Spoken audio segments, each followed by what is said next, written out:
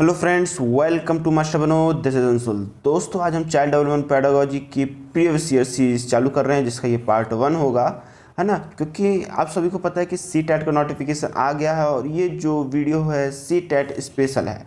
ठीक है, C TET वालों के लिए बहुत हेल्पफुल रहेगी और प्रीवियस ईयर क्वेश्चन तो मोस्ट इंपॉर्टेंट है, क्योंकि विगत वर्ष आपने देखा ही होगा जो क्वेश्चंस आए थे वो कहीं ना कहीं प्रीवियस ईयर क्वेश्चन से टच करते थे।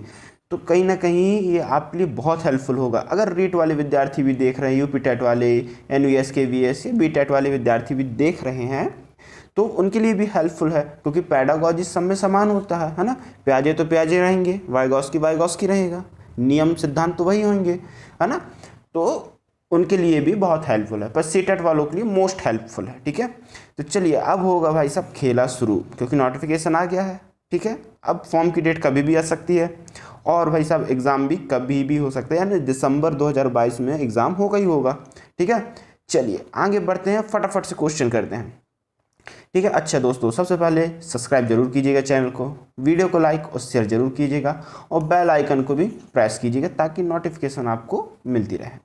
चलिए नेक्स्ट क्वेश्चन की ओर चलते हैं। पहला जो क्वेश्चन है, इनमें से कौन सा विकास का सिद्धांत नहीं है। देखिए, विकास से संबंधित प्रश्न इस प्रकार के आते ही आते हैं और ये प्रीवियस ईयर प्रश्न है। ठीक है ना, तो कौन सा भाई साहब विकास का सिद्धांत नहीं है बोला। ठीक है, कौन सा नहीं है। पहला नंबर दिया है विकास एक धारणीय और एक आयामी है। ये तो पहले ही अपन को आंसर मिल गया है ना। विकास एक धारणा नहीं भाई साहब, बहुधारणा है। एक आयामी नहीं है, ये क्या है, बहुआयामी है। बहुआयामी है, व्यापक है। विकास क्या है, बहुआयामी है, व्यापक है। ठीक है ना।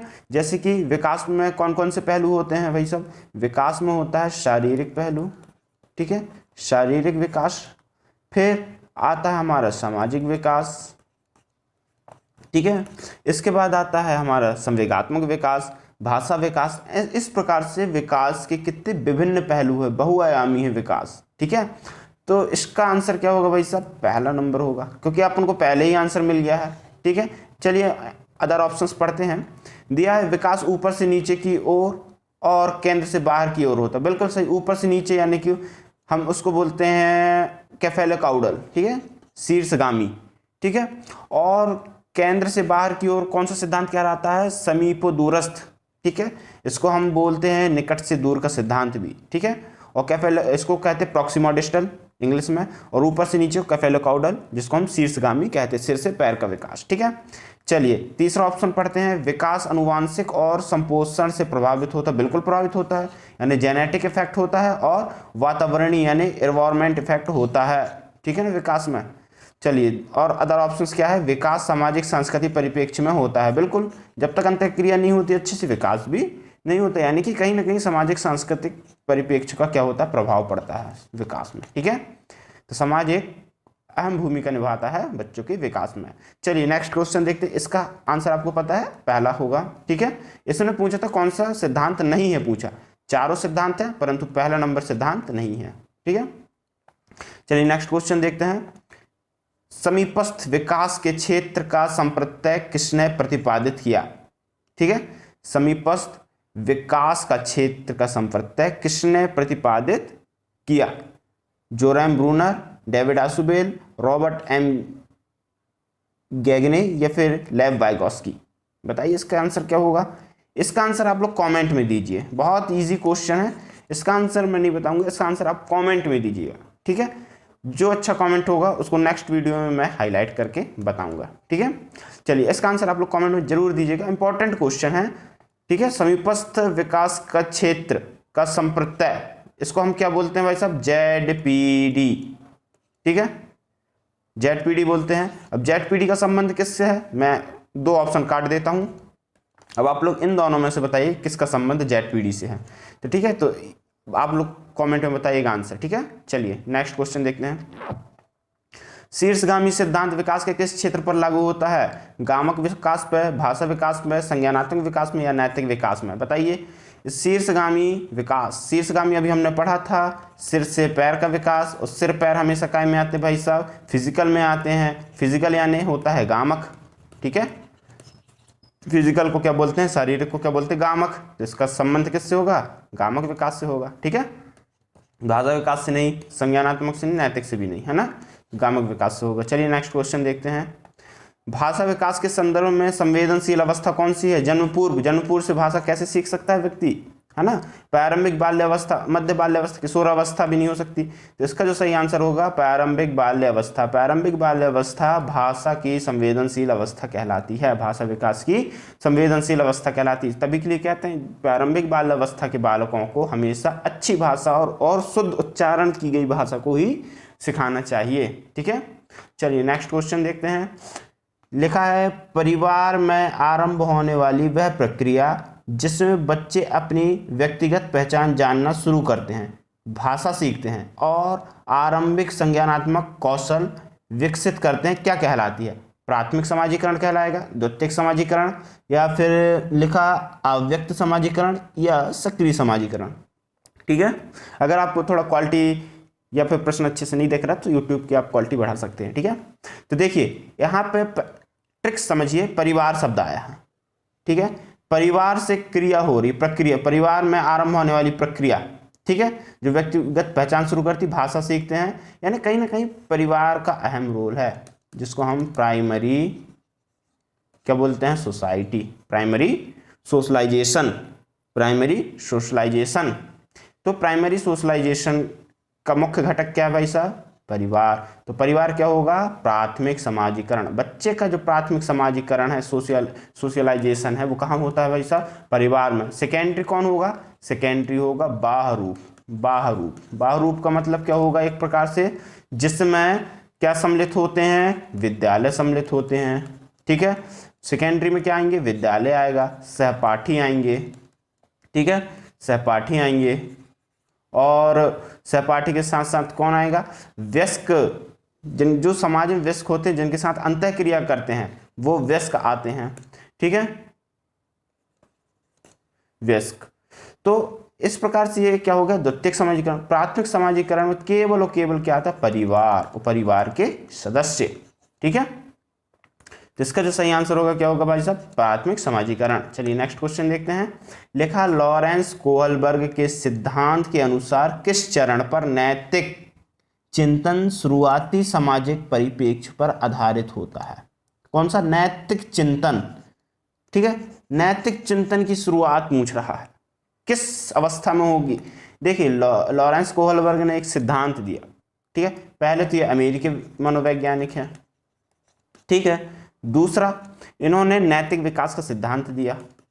कौन सा सिद्धांत दिया? नैतिक विकास का सिद्धांत। ठीक है, इन्होंने नैतिक विकास का सिद्धांत दिया। ठीक है, नैतिक विकास का सिद्धांत, सिद्धांत लिख देता हूं सीधा। ठीक है, नैतिक विकास का क्या दिया इन्होंने? सिद्धांत दिया। इन्होंने 3 अवस्थाएं बताई। नैतिक विकास सिद्धांत में 3 अवस्था बताई, पहली, दूसरी और तीसरी। पहली होगी प्री कन्वेंशनल स्टेज, यानी पूर्व परंपरागत अवस्था। ठीक है, फिर परंपरागत अवस्था जिसको हम बोलते हैं कन्वेंशनल स्टेज, फिर पोस्ट कन्वेंशनल स्टेज, इसको पूर्व परंपरागत को हिंदी इंग्लिश में बोलते हैं कन्वेंशनल। ठीक है, परंपरागत ये है ना, इसको बोलते हैं बाद की परंपरागत। ठीक है ना, जिसको हम बोलते हैं उत्तर परंपरागत। ठीक है, क्या बोलते हैं?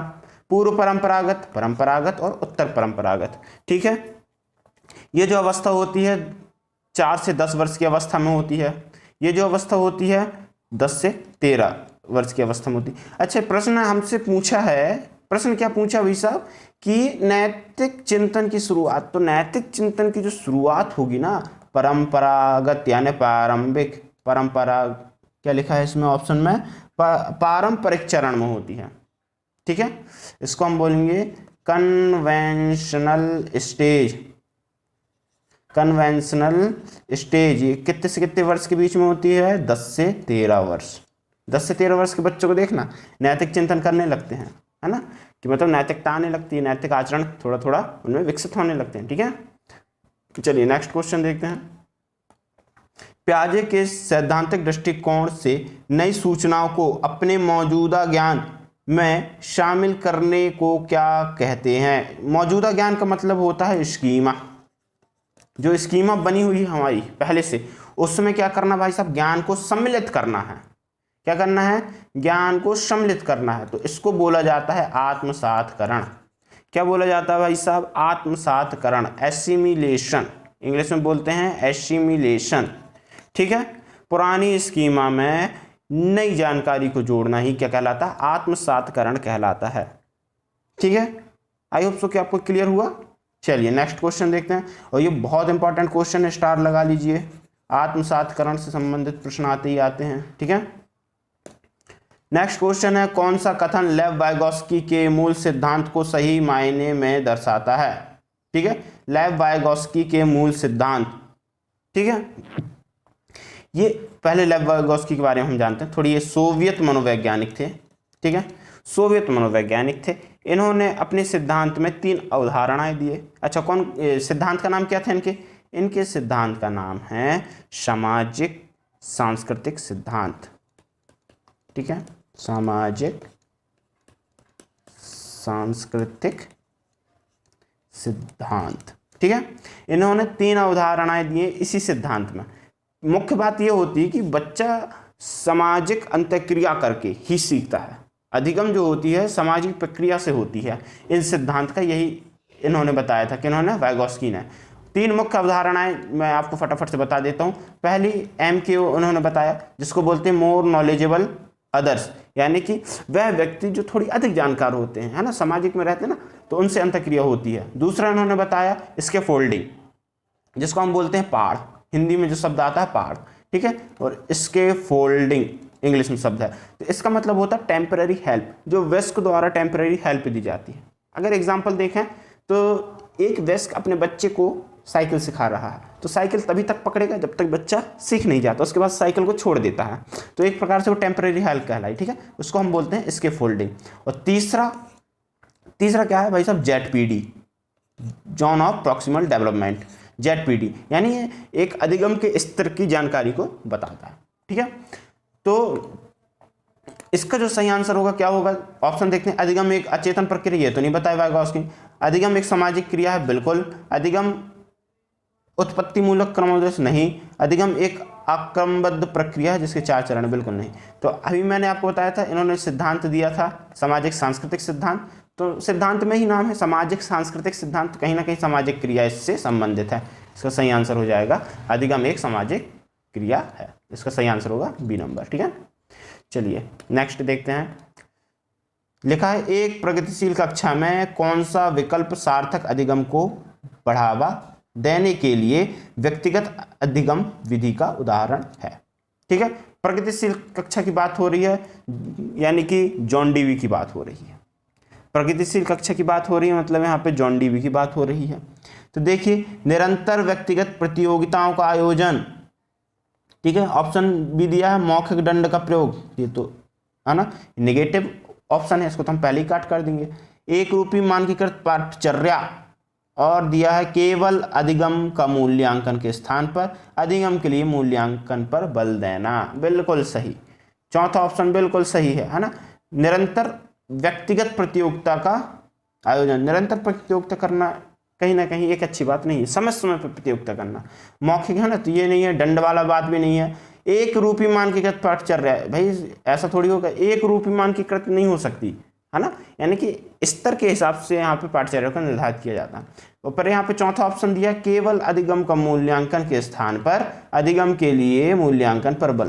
ठीक है, अच्छा यहाँ देखते हैं अधिगम का मूल्यांकन, शॉर्ट में बताता हूँ, और एक होता है अधिगम के लिए मूल्यांकन, ठीक है। अधिगम का मूल्यांकन ये होता है योगात्मक, और अधिगम का मूल्यांकन क्या हुआ, योगात्मक, और अधिगम के लिए होता है रचनात्मक।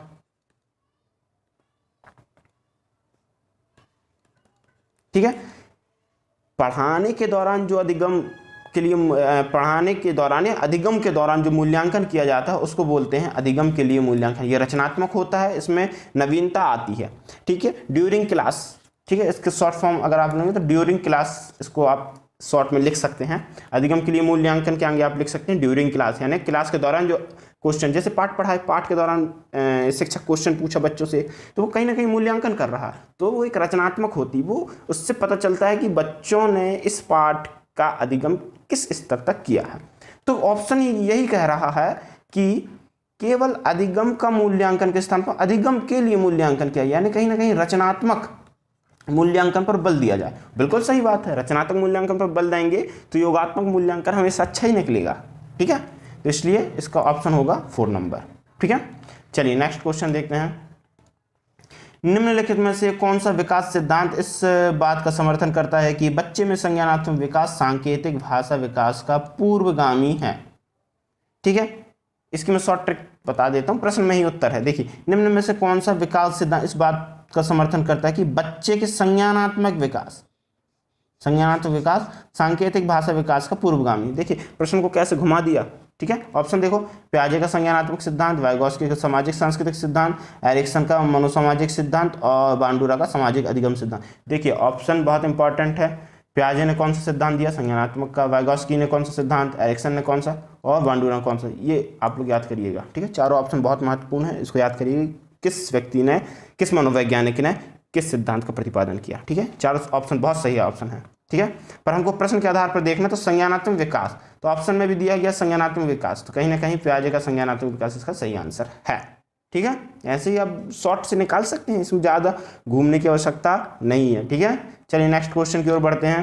हालांकि पिछला प्रश्न जो है उन्होंने संज्ञानात्मक की विशेषता के आधार पर ही बताया था सांकेतिक भाषा विकास, तो पियाजे ने भी यही बताया संज्ञानात्मक सिद्धांत में जो प्रश्न में लिखा है ना, तो कहीं ना कहीं इसका आंसर पियाजे का संज्ञानात्मक सिद्धांत ही है। ठीक है, चलिए नेक्स्ट क्वेश्चन की ओर चलते हैं। नेक्स्ट क्वेश्चन है, लैंगिक रूढ़िवादिता को रोकने के लिए एक अध्यापक द्वारा कक्षा में प्रयोग की जाने वाली कौन सी विधि उचित नहीं है? देखिए, नहीं वाले क्वेश्चन बहुत अधिक आते हैं सीटेट में, और नहीं वाले क्वेश्चन में ही व्यक्ति क्या हो जाता है, गुमराह हो जाता है, परंतु इनको ऑप्शन के आधार पर छांटा जा सकता है ना। स्किप करके ऑप्शन को स्किप करेंगे तो ऑटोमेटिक ही नहीं वाला ऑप्शन आ जाता है, जबकि ये वाले क्वेश्चन बहुत सरल होते हैं। ठीक है, देखिए, लैंगिक रूढ़िवादिता को रोकने के लिए अध्यापक द्वारा कक्षा में प्रयोग की जाने वाली कौन सी विधि उचित नहीं है? लैंगिक पक्षपात को चुनौती देना। भाई साहब, पक्षपात को चुनौती देंगे तो कहीं ना कहीं पक्षपात रोकेगा, लैंगिक पक्षपात, है ना, महिला पुरुष में भेदभाव नहीं होगा, तो ये तो चुनौती देना लैंगिक रूढ़िवाद को रोकेगा। ठीक है, तो इसलिए ऑप्शन ये नहीं होगा। क्यों नहीं होगा? क्योंकि हमसे पूछा उचित विधि नहीं है पूछा, जबकि ये तो उचित विधि है, तो हमारे प्रश्न के अनुसार ये वाला उत्तर नहीं होगा। देखते हैं दूसरा ऑप्शन, कक्षा में बालक बालिकाओं को अलग अलग बैठने की व्यवस्था करना। कहीं ना कहीं ये पक्षपात वाली बात है कि बालकों के लिए अलग व्यवस्था कर रहे हैं और बालिकाओं के लिए अलग व्यवस्था कर रहे हैं, है ना, तो कहीं ना कहीं इनमें भेदभाव होगा, है ना।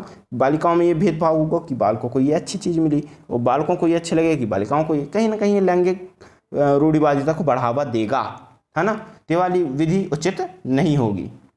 देखते हैं नेक्स्ट ऑप्शन, लैंगिक भेदभाव पर चर्चा करना। चर्चा करने में जागरूकता बढ़ेगी और लैंगिक भेदभाव कम होंगे, है ना, तो ये ऑप्शन नहीं होगा।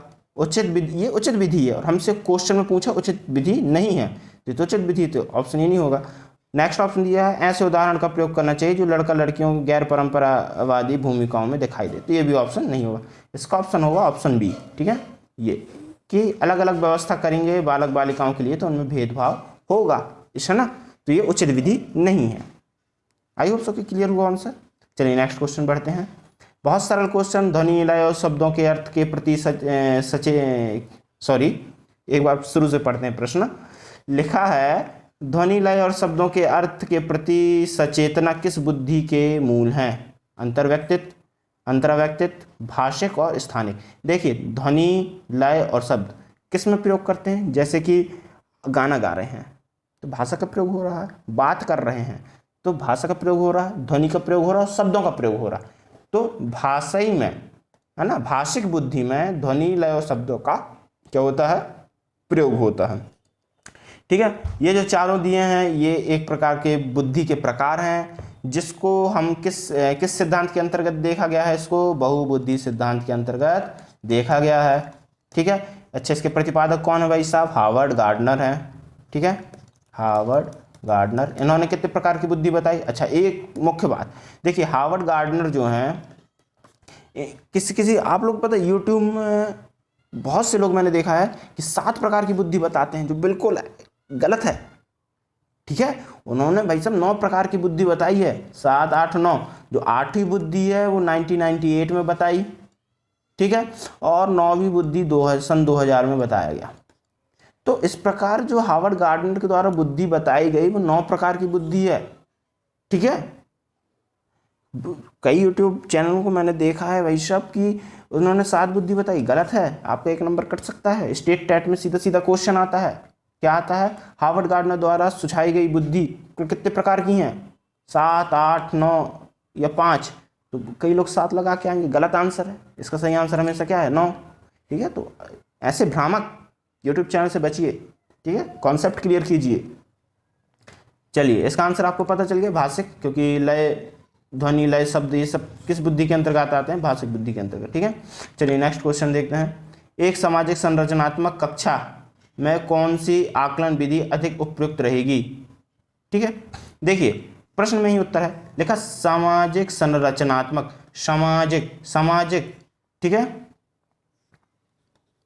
सामाजिक संरचनात्मक मतलब कुछ एक प्रकार से कुछ रचना करना। तो सामाजिक यानी जहां पे सामाजिक में हमेशा क्या होगा भाई साहब? जहां कोऑपरेशन की बात होगी, कोऑपरेशन की बात होगी।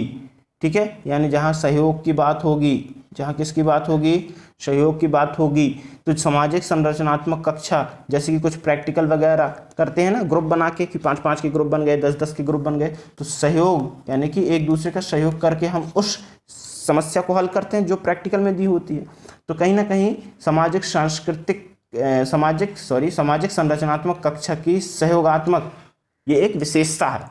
ठीक है, चलिए देखते हैं ऑप्शन की ओर। ऑप्शन दिया है सहयोगी प्रोजेक्ट कार्य, बिल्कुल सही। एक शब्दोत्तर वाले वस्तुनिष्ठ प्रश्न, बिल्कुल नहीं।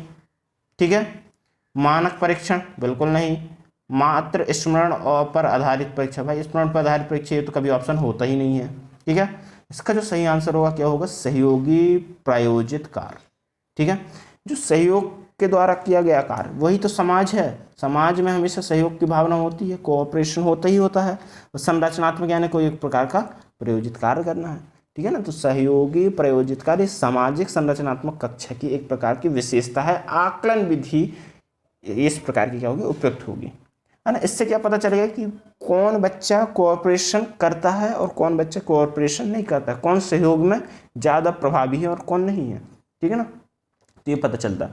चलिए नेक्स्ट क्वेश्चन देखते हैं। नेक्स्ट क्वेश्चन है, शिक्षार्थियों को किस प्रकार के लक्ष्य निर्धारित करने के लिए प्रोत्साहित किया जाना चाहिए? किस प्रकार के लक्ष्य के लिए प्रोत्साहित करें, यानी एक प्रकार से मोटिवेट करना है अपन को, बच्चों को किस प्रकार के लक्ष्य के लिए?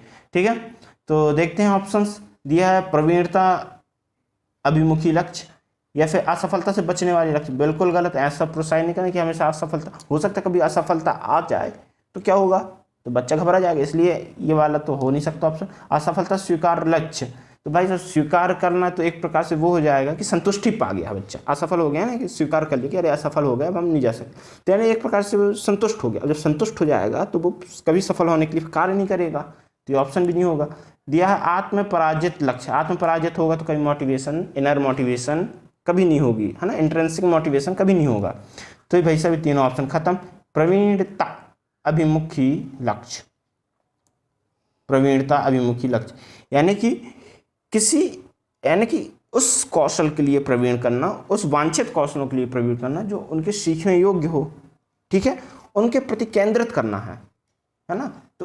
तो उसके लिए हमको क्या करना? प्रोत्साहित करना, कुछ यानी जो वांछित कौशल है उसको सीखने के लिए प्रोत्साहित करना, उनमें प्रवीणता लाना है। जैसे कि कई प्रकार के कौशल होते हैं, ठीक है, शिक्षा से संबंधित कौशल, तो उनमें क्या करना भाई साहब? प्रवीणता लाना। तो इसका जो सही आंसर होगा ऑप्शन होगा ए। कभी अगर ऑप्शन प्रश्न समझ में ना आए तो ऑप्शन को स्किप करिए, ऑप्शन जैसे स्किप करेंगे ऑटोमेटिक आंसर निकल के आ जाएगा। ठीक है, नेक्स्ट क्वेश्चन देखते हैं। निम्न में से कौन सा समावेश का नियम है? समावेश का अर्थ क्या होगा भाई साहब? समावेशन या समावेश? समावेश का अर्थ होगा कि विभिन्न श्रेणी के बालक को एक साथ पढ़ाना, है ना, दिव्यांग बच्चों को सामान्य बालकों के साथ अधिगम कराने का एक नया दृष्टिकोण है समावेश।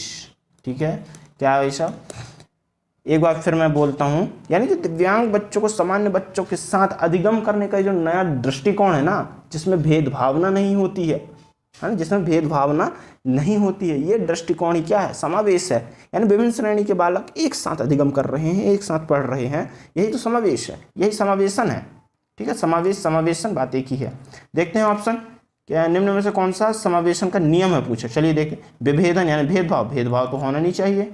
मानकीकृत अनुदेश, मानकीकृत यानी कि एक प्रकार का अनुदेश यानी आदेश देना, वो जो बच्चों के लिए उचित नहीं है, एक ही प्रकार का आदेश हो सकता है कि उस बच्चों के लिए वो उचित नहीं।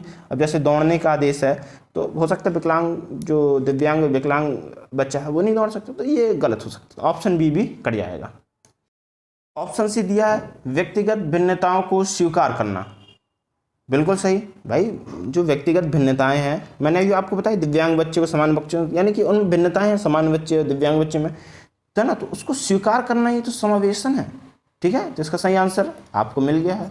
चलिए फोर्थ देखो, पृथक्करण और नामांकित करना। पृथक्करण करेंगे तो भाई साहब समावेशन कैसे होगा, समावेशन का मतलब है एक साथ चलना, एक साथ अधिगम करना। ठीक है, इसका जो सही आंसर होगा ऑप्शन सी, व्यक्तिगत भिन्नताओं को स्वीकार करना ही क्या है भाई साहब, समावेशन है। ठीक है, चलिए नेक्स्ट क्वेश्चन देखते हैं। चलिए आज के लिए फिलहाल इतने ही क्वेश्चन थे। आई होप सो कि आज की वीडियो बहुत अच्छी लगी होगी।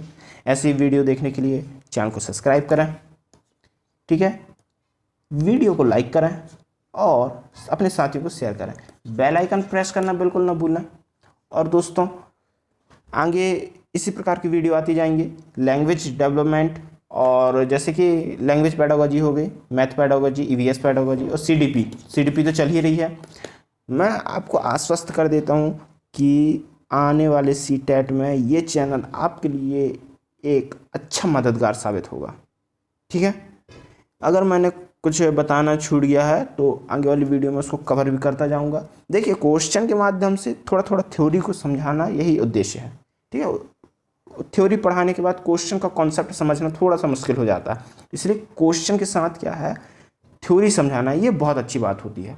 ठीक है, ऑप्शन को स्किप करना, वो ऑप्शन क्यों नहीं होगा, ये एक कला होनी चाहिए। अगर ये कला है तो सीटेट बड़े आराम से आपका पास हो जाएगा। ठीक है, तो आई होप सो कि वीडियो अच्छी लगी होगी। सब्सक्राइब, लाइक, शेयर ये तो आप कर ही देंगे। तो चलिए मिलते हैं नेक्स्ट वीडियो में। जय हिंद, वंदे मातरम।